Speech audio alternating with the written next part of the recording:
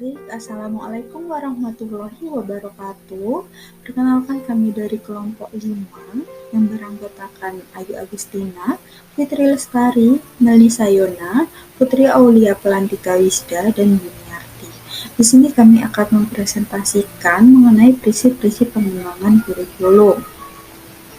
Prinsip-prinsip pengembangan kurikulum sendiri dibagi menjadi 5, yaitu ada prinsip relevansi, prinsip fleksibilitas, prinsip kontinu, prinsip efektivitas, dan prinsip efisiensi.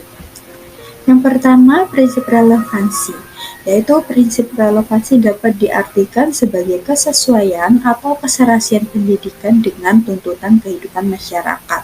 Artinya, pendidikan dipandang relevan jika hasil perolehan pendidikan itu bersifat fungsional. Terdapat dua macam relevansi yang harus dimiliki kurikulum, yaitu relevansi keluar dan relevansi di dalam kurikulum itu sendiri. Relevansi keluar maksudnya tujuan, isi, dan proses belajar yang tercakup dalam kurikulum hendaknya relevan dengan tuntutan, kebutuhan, dan perkembangan masyarakat. Kurikulum menyiapkan peserta didik untuk bisa hidup dan bekerja dalam masyarakat. Kurikulum juga harus memiliki relevansi di dalam, yaitu ada kesesuaian atau konsistensi antara komponen-komponen kurikulum, yaitu antara tujuan, isi, proses penyampaian, dan penilaian. Kemudian yang kedua ada prinsip fleksibilitas. Kurikulum harus dikembangkan secara fleksibel atau tidak kaku, baik dalam proses maupun hasil yang diharapkan.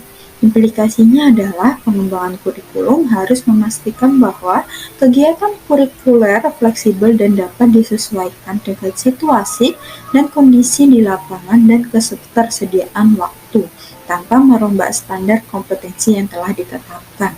Selain itu, agar memberi kebebasan kepada pendidik dan siswa dalam memilih program atau materi pembelajaran, sehingga tidak ada paksaan dalam mengambil program pembelajaran.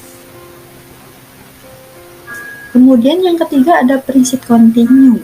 Makna kontinuitas di sini adalah berhubungan, yaitu adanya nilai keterkaitan antara kurikulum dari berbagai tingkat pendidikan, sehingga tidak terjadi pengulangan atau disharmonisasi bahan pembelajaran yang berakibat jenuh atau membosankan, baik yang mengajar maupun yang belajar.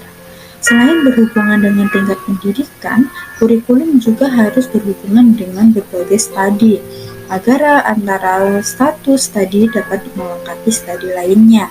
Sedangkan fleksibilitas adalah kurikulum yang dikembangkan tidak kaku dan memberikan kebebasan kepada guru maupun peserta didik dalam memilih program atau bahan pembelajaran, sehingga tidak ada unsur paksaan dalam menempuh program pembelajaran.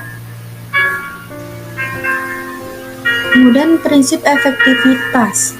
Dalam mengembangkan kurikulum pendidikan perlu mempertimbangkan prinsip efektivitas. Yang dimaksud dengan prinsip efektivitas di sini adalah sejauh mana rencana program pembelajaran dicapai atau diimplementasikan. Dalam prinsip ini ada dua aspek yang perlu diperhatikan, yaitu efektivitas mengajar guru dan efektivitas belajar siswa. Dalam aspek mengajar guru, jika masih kurang efektif dalam mengajar bahan ajar atau program, maka itu menjadi bahan dalam mengembangkan kurikulum di masa depan, yaitu dengan mengadakan pelatihan, workshop, dan lain-lain. Sedangkan pada aspek efektivitas belajar siswa, perlu dikembangkan kurikulum yang terkait dengan metodologi pembelajaran, sehingga apa yang sudah direncanakan dapat dicapai dengan metode yang relevan dengan materi pembelajaran. Kemudian ada prinsip efisiensi. Efisiensi merupakan salah satu prinsip yang perlu diperhatikan dalam pengembangan kurikulum, sehingga tujuan yang ingin dicapai sesuai dengan apa yang telah direncanakan.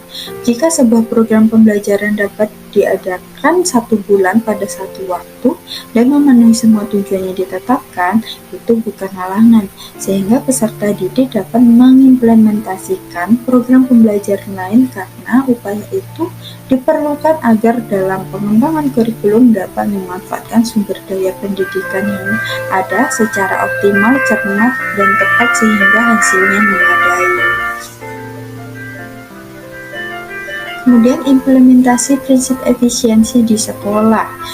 Bentuk implementasi prinsip efisiensi pada pembelajaran yang ada di SMA Muhammadiyah 1 Palembang, yaitu adanya program khusus yang dibuat untuk memfasilitasi minat dan bakat peserta didik dalam beberapa bidang.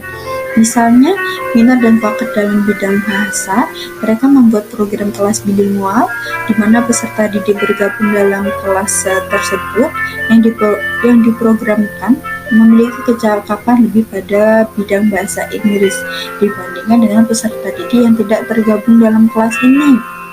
Ada juga yang tergabung dalam kelas tahfidz, di mana peserta didik memiliki minat dalam dunia tahfidz, dan juga ada yang tergabung dalam rumpun MIPA maupun rumpun IPS.